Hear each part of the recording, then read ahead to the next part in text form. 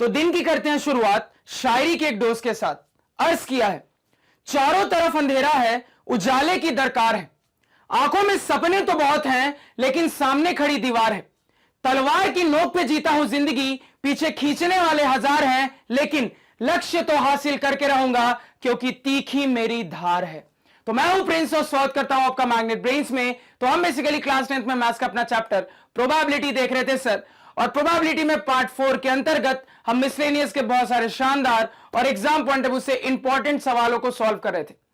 तो अपनी इसी सीरीज को कंटिन्यू करते हुए एक और बहुत तगड़ा सवाल देख लेते हैं सर। एक शानदार जानदार मजेदार एग्जाम पॉइंट ऑफ व्यू से बहुत ज्यादा तगड़ा और क्रूशल सवाल, और यह सवाल हमारे board exam point of view से भी बहुत ज्यादा इंपॉर्टेंट है सर।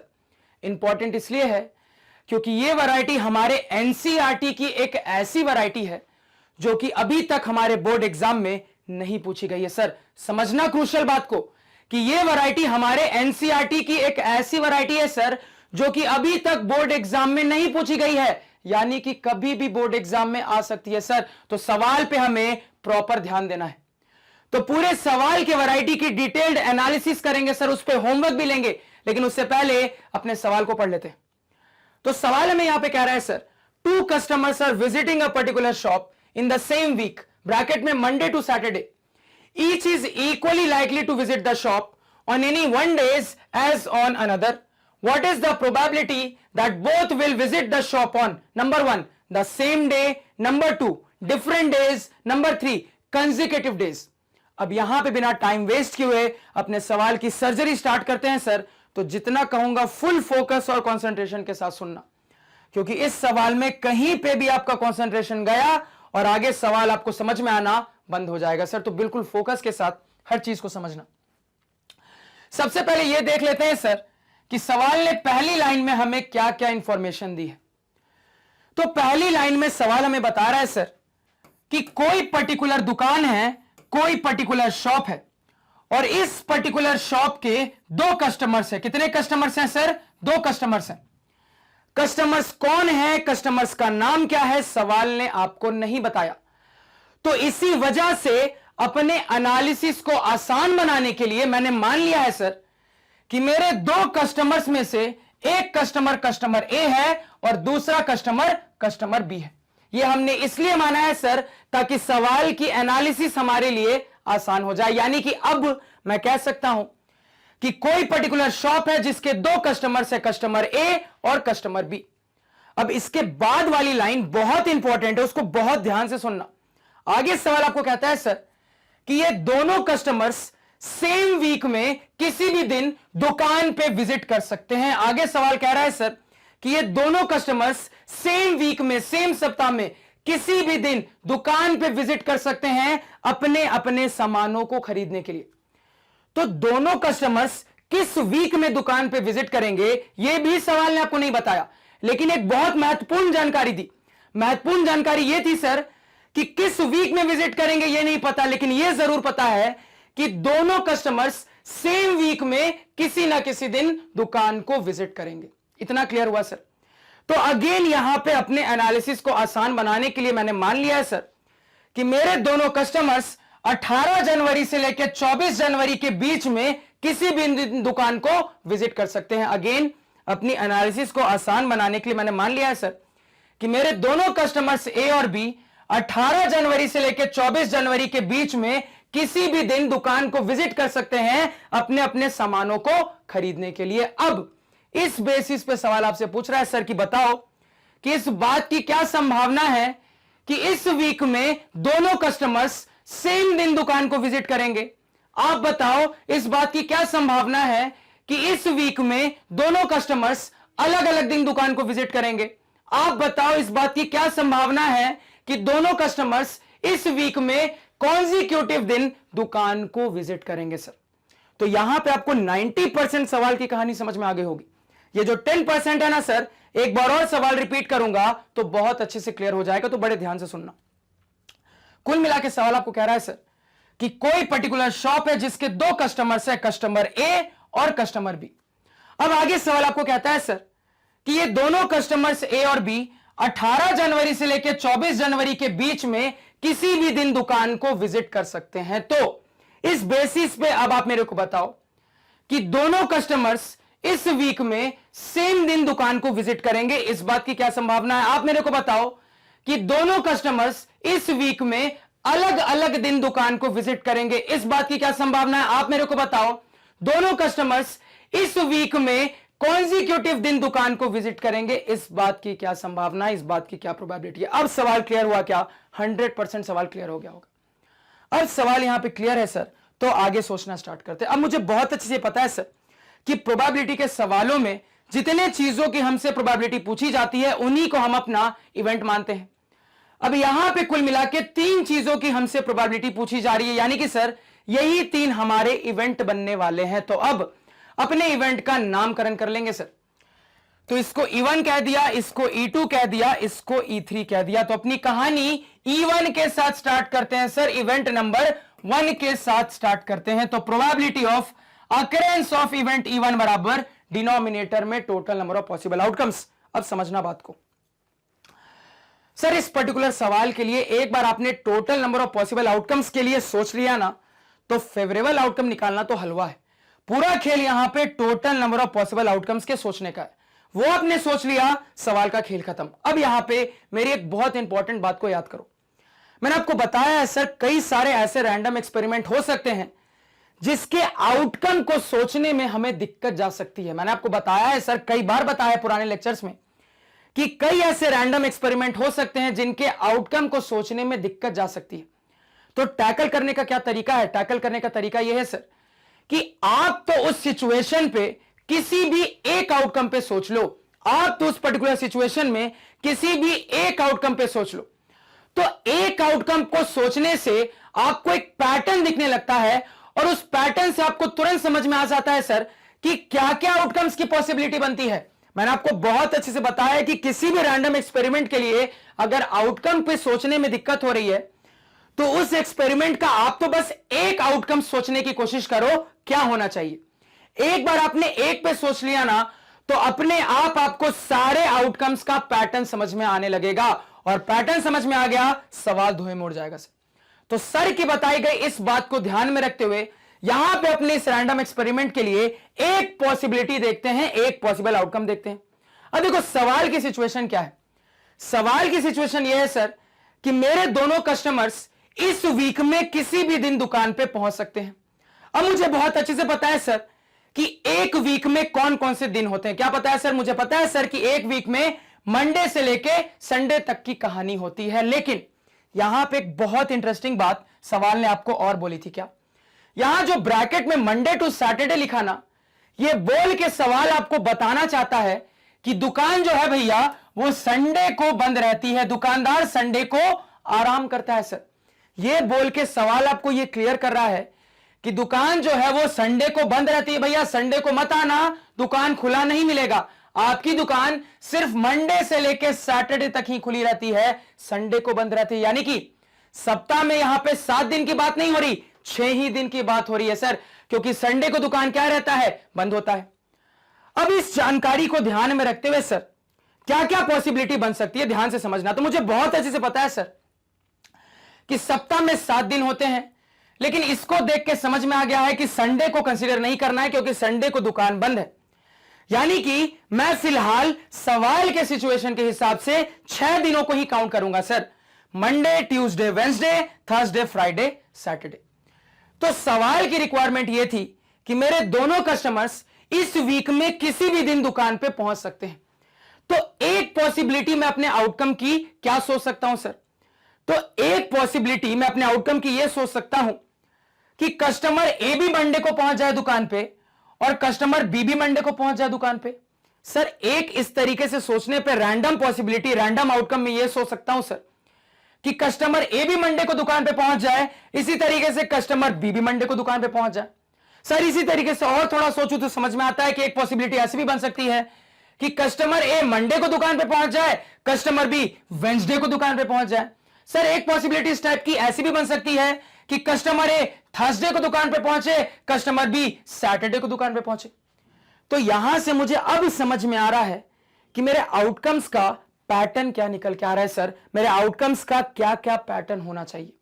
और यह आपको दिखने लगा तो अब आप सारे पॉसिबल आउटकम्स पे बड़ी आसानी से सोच सकते हो। तो अब देखो यहां पे किस तरीके से सारे पॉसिबल आउटकम्स को पहचान लेंगे।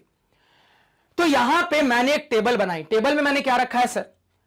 तो सबसे पहले यानी कि आपके लेफ्ट साइड वाले पार्ट में मैंने यह शो किया है कि आपका कस्टमर ए किस दिन दुकान पे पहुंच रहा है, और अपने राइट साइड वाले पार्ट में मैंने यह शो किया है कि आपका कस्टमर बी किस दिन दुकान पे पहुंच रहा है। तो कहीं पे भी इस तरीके से जो मैंने कहानी लिखी है ना, उस कहानी में मैंने आपको शो करके बताया है सर कि लेफ्ट साइड आपको यह बता रहा है कि कस्टमर ए दुकान पे किस दिन पहुंच रहा है, और राइट साइड वाला पार्ट बता रहा है कि कस्टमर बी दुकान पे किस दिन पहुंच रहा है। इस बात को याद रखना कि ये जो भी पहुंचने का खेल है सर, वो इसी वीक में हो रहा है, वो इसी सेम सप्ताह में हो रहा है। यानी कि ऐसा नहीं कि ये ट्यूसडे किसी दूसरे सप्ताह का ट्यूसडे है, ये वेंसडे किसी दूसरे सप्ताह का वेंसडे है। जो भी कहानी है एक ही वीक की है सर, एक ही सप्ताह की है सर, सेम वीक की है सर, क्योंकि सवाल ने इस बात को क्लियरली मेंशन किया था। तो अब देखो क्या क्या पॉसिबिलिटी इस बेसिस पे मैं बना सकता हूं। तो देखो कैसे बनाऊंगा पॉसिबिलिटी। तो मैं यहां पे कस्टमर ए के लिए मंडे को फिक्स करते हुए सारी पॉसिबिलिटी बना देता हूं। यानी कि सर मुझे देखो क्या पॉसिबिलिटी ऑब्जर्व हो रही है। सर हो सकता है कस्टमर ए मंडे को दुकान पे पहुंचे, कस्टमर बी भी मंडे को दुकान पे पहुंचे। हो सकता है सर कस्टमर ए मंडे को दुकान पे पहुंचे, कस्टमर बी ट्यूसडे को दुकान पे पहुंचे। हो सकता है सर कस्टमर ए मंडे को दुकान पे पहुंचे, कस्टमर बी वेंसडे को दुकान पे पहुंचे। सर हो सकता है कस्टमर ए मंडे को दुकान पे पहुंचे, कस्टमर बी थर्सडे को दुकान पे पहुंचे। सर हो सकता है कस्टमर ए मंडे को दुकान पे पहुंचे, कस्टमर बी फ्राइडे को दुकान पे पहुंचे। सर हो सकता है कस्टमर ए मंडे को दुकान पे पहुंचे, कस्टमर बी सैटरडे को दुकान पे पहुंचे। तो कस्टमर ए के लिए मंडे को फिक्स करते हुए जितनी पॉसिबिलिटी बन सकती थी मैंने बना ली। तो यहां पे मुझे कितनी पॉसिबिलिटीज दिख रही है, ध्यान से देखना। 1 2 3 4 5 6, कितनी पॉसिबिलिटीज यहां पे दिख रही है सर? 6 पॉसिबिलिटीज। इसी तरीके से यह काम मैं ट्यूसडे के लिए भी तो कर सकता हूं सर। यानी कि अगेन आगे की सीरीज बढ़ाने के लिए मैंने ट्यूसडे को कस्टमर ए के लिए फिक्स कर दिया और यहां पे बाकी कॉम्बिनेशंस बना लिए। यानी कि सर पॉसिबिलिटी ऐसी भी बन सकती है कि हो सकता है कि कस्टमर ए ट्यूसडे को दुकान पे पहुंचे, कस्टमर बी मंडे को दुकान पे पहुंचे। हो सकता है कस्टमर ए कस्टमर बी दोनों ट्यूसडे को दुकान पे पहुंच जाए। हो सकता है कस्टमर ए ट्यूसडे को दुकान पे पहुंचे, कस्टमर बी वेंसडे को दुकान पे पहुंचे। हो सकता है कस्टमर ए ट्यूसडे को दुकान पे पहुंचे, कस्टमर बी थर्सडे को दुकान पे पहुंचे। हो सकता है कस्टमर ए ट्यूसडे को दुकान पे पहुंचे, कस्टमर बी फ्राइडे को दुकान पे पहुंचे, एंड सो ऑन। अगेन यहां पे भी कस्टमर ए के लिए ट्यूसडे को फिक्स करने के बाद फिर से मुझे यहां पे 1 2 3 4 5 6 पॉसिबिलिटीज दिख रही है सर, 6 पॉसिबल आउटकम्स। फिर से यह कहानी हम वेंसडे के लिए भी दोहरा सकते हैं सर, थर्सडे के लिए भी दोहरा सकते हैं सर, फ्राइडे के लिए भी दोहरा सकते हैं सर, सैटरडे के लिए भी दोहरा सकते हैं। अब आप कहोगे सर संडे नहीं आ रहा है, संडे क्यों नहीं आ रहा है? सवाल ने कह दिया भैया दुकान संडे को बंद रहती है। तो जब दुकान ही संडे को बंद रहती है तो कस्टमर संडे को दुकान पे जाके करेगा क्या? वो तो उसी दिन जाएगा ना जिस दिन दुकान खुली मिलेगी। और सवाल ने आपको यह क्लियर कट बताया है कि दुकान सिर्फ और सिर्फ मंडे टू सैटरडे ही खुली रहती है। इसी वजह से हमारे जितने भी कॉम्बिनेशंस बने हैं सर वो सैटरडे तक के लिए ही बने हैं। एक बहुत इंपॉर्टेंट पॉइंट जो कि इस सवाल में आप दिमाग में रखेंगे। यानी कि अगेन इस पैटर्न पे आपको दिखना चाहिए सर कि वेंसडे से भी 6 पॉसिबिलिटी आएगी, इधर से फिर से 6, इधर से फिर से 6, इधर से फिर से 6। तो कुल मिला के देखो कितनी पॉसिबिलिटीज आपको दिख रही है सर। तो आप कहोगे कुल मिला के 6 + 6 + 6 ऐसे करते करते 6 बार, यानी कि 6 टाइम्स। तो repeated addition is called multiplication. तो क्या यहां पे इस एडिशन को करने के लिए मैं इसको इस तरीके से नहीं लिख सकता सर सीधे सीधे 6 × 6, क्योंकि repeated addition is called multiplication. तो यहां से समझ में आ रहा है सर 6 6 जा 36 पॉसिबिलिटीज। यहां से समझ में आ रहा है सर 6 6 जा 36 पॉसिबिलिटीज। और आप चाहो तो गिन के देख भी सकते हो कि कुल मिला के ये जितनी पॉसिबिलिटीज है ना सर, ये कितनी है? 36 पॉसिबिलिटीज है सर। ये क्लियरली मुझे समझ में आ रहा है। और यहां पे इन 36 पॉसिबिलिटीज में से कोई भी एक पॉसिबिलिटी हो सकती है, यह भी मुझे बहुत अच्छे से समझ में आ रहा है सर। तो हमारे इस इवेंट की प्रोबेबिलिटी में total number of possible outcomes अब आप कितना बता दोगे? तो कहोगे सर कंसेप्ट हमने सीख लिया है, कंसेप्ट से समझ में आ रहा है सर कि मेरे सवाल के सिचुएशन के हिसाब से total number of possible outcomes is equal to 36। ये फंडा समझ में आया क्या? ये समझ में आना चाहिए। ये समझ गए, सवाल की कहानी खत्म, सवाल धुएं में उड़ जाएगा। पूरा फंडा इसी को समझने का है और आई होप आपको एक बार में ही समझ में आ गया होगा। अब न्यूमरेटर में क्या होगा sir? Number of favourable outcomes. तो हमारे पहले इवेंट की रिक्वायरमेंट क्या कहती है? तो हमारे पहले इवेंट की रिक्वायरमेंट यह कहती है सर कि मेरे दोनों कस्टमर्स ए और बी इस वीक में एक ही दिन दुकान पे पहुंचने चाहिए। रिक्वायरमेंट कहती है कि दोनों कस्टमर्स इस वीक में एक ही दिन दुकान पे पहुंचने चाहिए। इस बात को फेवर करने वाले इन 36 आउटकम्स में से कितने आउटकम्स होंगे? इस बात को फेवर करने वाले इन 36 पॉसिबल आउटकम्स में से कितने फेवरेबल आउटकम्स होंगे? क्या जवाब दोगे? इस पे भी सोचना बहुत आसान है।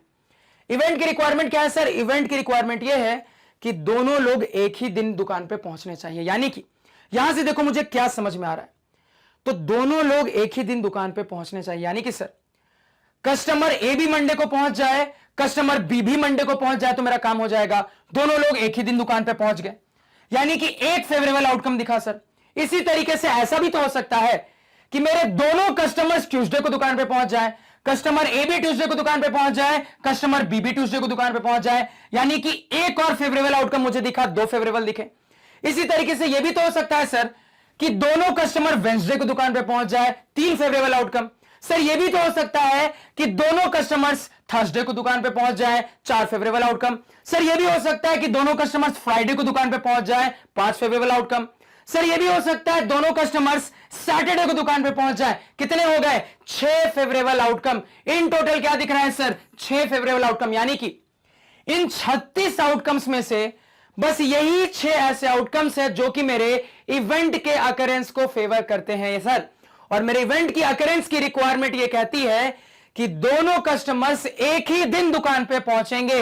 इस बात की क्या संभावना है? इस बात को फेवर करने वाले कितने आउटकम्स हैं? तो क्या जवाब दे दोगे? आप तुरंत कहोगे सर इस बात को फेवर करने वाले यहां पे 6 आउटकम्स हैं, यानी कि 6 फेवरेबल आउटकम्स।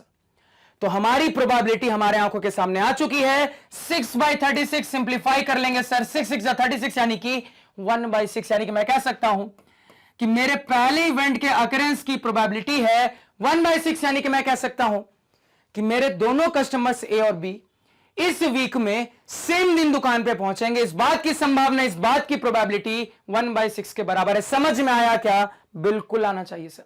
अब आगे चलते हैं, अब अपने नेक्स्ट इवेंट E2 पे बात कर लेते हैं। फिर से ध्यान से सुनिएगा भैया। तो probability of occurrence of an event E2 बराबर डिनोमिनेटर में total number of possible outcomes, जो कि अभी हमने देखा है कितने हैं सर? 36 पॉसिबल आउटकम्स है। न्यूमरेटर में नंबर ऑफ फेवरेबल आउटकम्स। अब देखो इस पार्ट को आप दो तरीके से निकाल सकते हैं। पहले अपने जनरल नॉर्मल तरीके से सोचते हैं। नॉर्मल तरीका क्या होगा सर? तो सेकेंड केस में मेरी इवेंट की रिक्वायरमेंट कहती है कि मेरे दोनों कस्टमर्स इस वीक में अलग अलग दिन दुकान पे पहुंचना चाहिए। यहां पे सेकेंड केस में मेरे इवेंट की रिक्वायरमेंट कहती है सर कि मेरे दोनों कस्टमर्स इस वीक में अलग अलग दिन दुकान पे पहुंचने चाहिए। इस बात को फेवर करने वाले कितने आउटकम्स होंगे? यानी कि अलग अलग दिन पहुंचने चाहिए सर। तो पहला तरीका, मेहनत वाला तरीका, फेवरेबल आउटकम पता करने के लिए इस केस में ध्यान से सुनना। मेहनत वाला तरीका क्या होगा सर? तो अलग अलग दिन, यानी कि हो सकता है कस्टमर ए मंडे को पहुंच जाए, कस्टमर बी ट्यूसडे को पहुंच जाए। अलग अलग दिन है क्या? बिल्कुल है सर। हो सकता है कस्टमर ए मंडे को पहुंच जाए, कस्टमर बी वेंसडे को पहुंच जाए। अलग अलग दिन है क्या? बिल्कुल है सर। हो सकता है कस्टमर ए मंडे को, कस्टमर बी थर्सडे को, अगेन अलग अलग दिन। सर हो सकता है कस्टमर ए मंडे को, कस्टमर बी फ्राइडे को, अगेन अलग अलग दिन। हो सकता है कस्टमर ए मंडे को, कस्टमर बी सैटरडे को, अगेन अलग अलग दिन। तो ऐसे करते हुए इतनी ज्यादा मेहनत करके ढूंढोगे क्या? ढूंढने के बाद गिन के लिखोगे नंबर ऑफ फेवरेबल आउटकम? नहीं सर, इतनी मेहनत नहीं करेंगे, दिमाग चलाएंगे। अब देखो दिमाग कैसे चलाएंगे, ध्यान से देखो। तो यहां पे इस तरीके को थोड़ा आसान बनाते हैं। तो मुझे बहुत अच्छे से पता है सर, ध्यान से मेरी बात को सुनना, मुझे बहुत अच्छे से यहां पे पता है सर कि कुल मिला के 36 पॉसिबल आउटकम्स, और इन 36 पॉसिबल आउटकम्स में से ये जो 6 आउटकम्स है सर, ये ऐसे आउटकम्स हैं जो कि सेम दिन वाले हैं। तो अगर ये आउटकम सेम दिन वाले हैं सर, और इन 36 आउटकम्स में से मैं इन 6 आउटकम्स को कम कर दूंगा, घटा दूंगा, तो ये जो रिमेनिंग 30 आउटकम मेरे पास बचे हैं, क्या ये रिमेनिंग 30 आउटकम अलग अलग दिन वाले नहीं है? अब मैं अगर आपसे पूछूं सर कि कुल मिला के मुझे दिख रहा है कि 36 पॉसिबल आउटकम्स है, और अगर मैं इन 36 पॉसिबल आउटकम्स में से ये सेम दिन वाले 6 फेवरेबल आउटकम्स को, या फिर कह लो इन सेम दिन वाले 6 आउटकम्स को घटा दूंगा, तो ये जो बचे हुए 30 आउटकम्स है सर, ये बचे हुए 30 आउटकम्स क्या मेरे सेकंड इवेंट को फेवर नहीं करते? तो आप कहोगे बिल्कुल करते हैं सर, क्योंकि ये जो बचे हुए 30 आउटकम्स हैं, ये मुझे बता रहा है कि मेरे दोनों कस्टमर्स किस किस तरीके से अलग अलग दिन दुकान पे पहुंच सकते हैं। तो आप ऐसे सोचते हुए भी अपना फेवरेबल आउटकम इस केस में पता कर सकते हो। तो मैंने क्या किया, टोटल पॉसिबल आउटकम्स में से सेम दिन वाले आउटकम्स को कम कर दिया, जो बचा वही तो मेरा डिफरेंट दिन वाला आउटकम था सर। तो कितना बचा है? 30। यानी कि अब मैं कह सकता हूं सर कि मेरे इवेंट के रिक्वायरमेंट के हिसाब से नंबर ऑफ फेवरेबल आउटकम्स कितना है सर? 30 है। तो अगेन हमारी प्रोबेबिलिटी हमारे सामने है। क्या रिजल्ट आ रहा है? सिंप्लीफाई कर लेते हैं। 6 5 जा 30, 6 6 जा 36, यानी कि 5/6 आ रही है सर हमारी प्रोबेबिलिटी। यानी कि मेरे इवेंट E2 के अकरेंस की प्रोबेबिलिटी 5/6 है। यानी कि मैं कह सकता हूं सर कि मेरे दोनों कस्टमर्स ए और बी इस वीक में अलग अलग दिन दुकान पे पहुंचे। इस बात की संभावना, इस बात की प्रोबेबिलिटी 5/6 के बराबर है। समझ में आया क्या आना चाहिए सर? इस चीज को पता करने का एक और तरीका हो सकता था। गेस करो क्या तरीका सर इस्तेमाल करने वाले हैं? सर कॉम्प्लीमेंट्री का तरीका इस्तेमाल करने वाले हैं। सर ने आप लोगों को कई बार समझाया है कि अगर दो इवेंट्स को इस तरीके से डिफाइन किया जाए सर कि एक इवेंट ई हो और दूसरा इवेंट नॉट ई हो, तो ये दोनों इवेंट का जो पेयर होता है ये कॉम्प्लीमेंट्री पेयर होता है।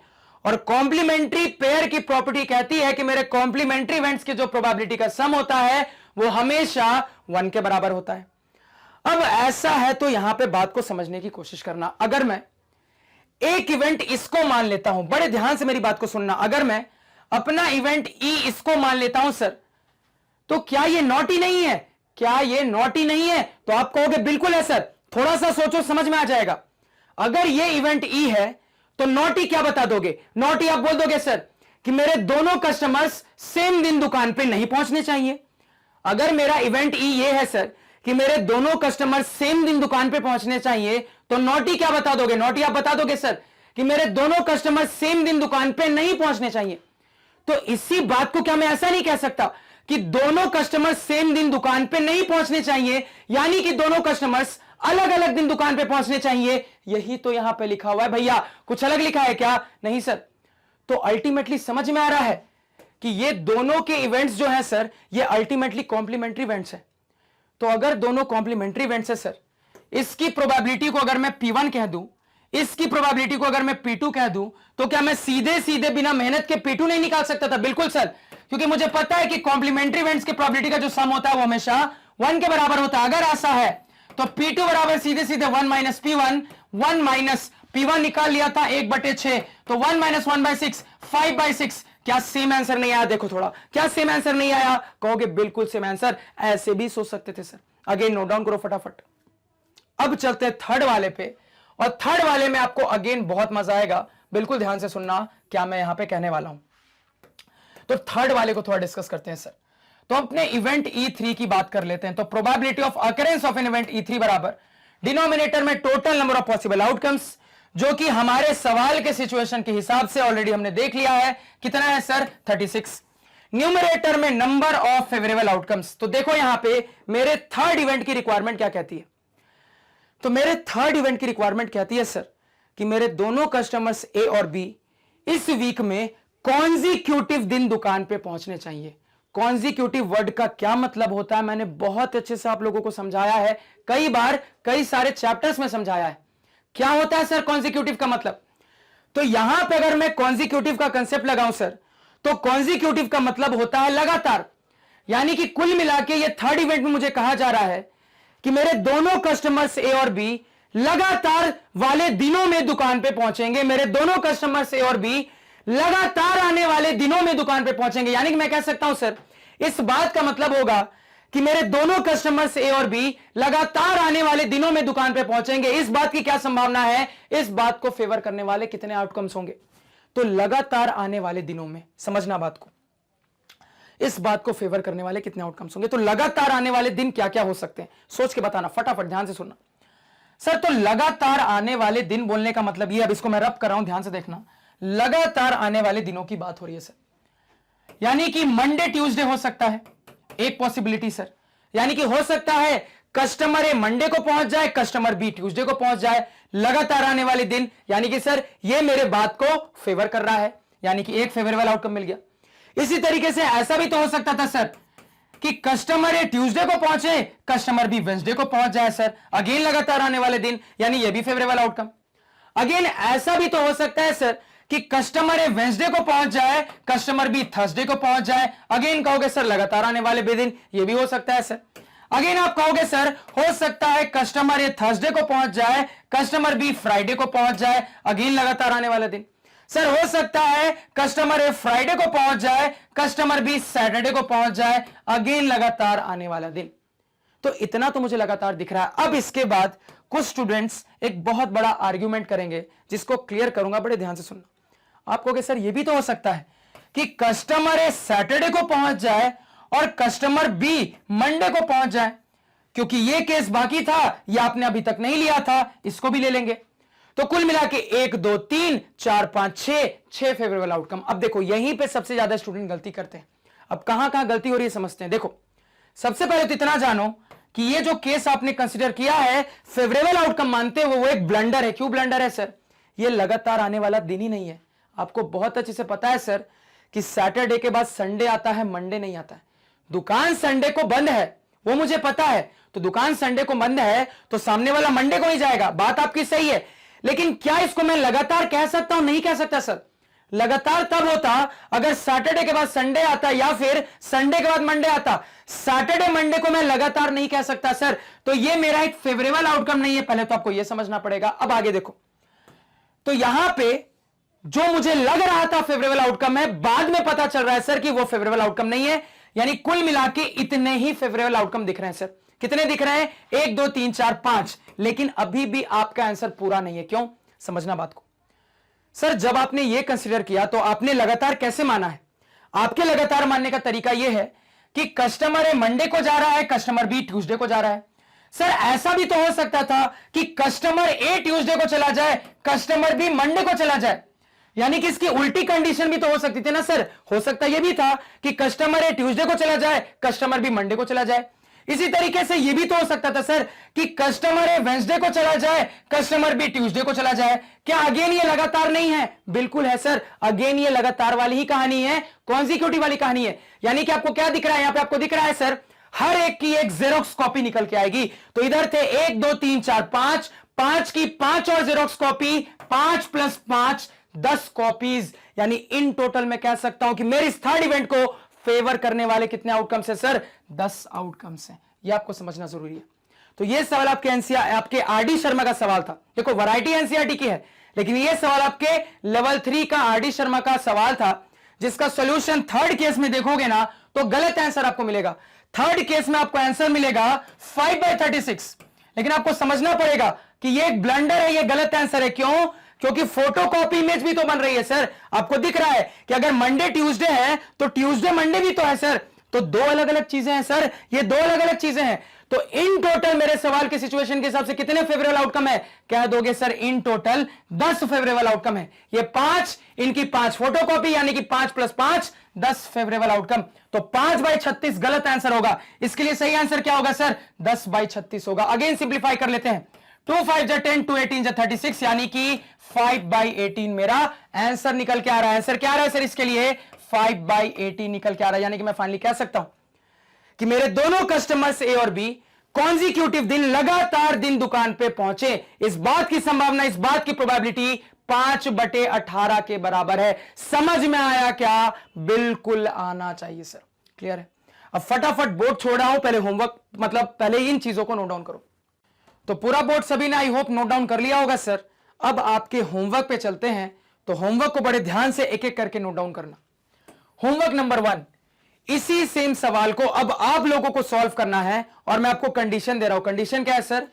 तो कंडीशन यह है कि दुकान संडे को भी खुला है, यानी कि आपका दुकान मंडे से लेकर संडे तक खुला है सर। यह आपकी कंडीशन है। अब इस कंडीशन पे आपको पूरे सवाल को फिर से सॉल्व करना है। पहला होमवर्क क्वेश्चन नोट डाउन करो। दूसरा होमवर्क क्वेश्चन नोट डाउन करो कि अब मैं आपको कंडीशन दे रहा हूं सर कि दुकान वीक में 2 दिन बंद है, दुकान सैटरडे को भी बंद है और संडे को भी बंद है, दोनों दिन दुकान बंद है।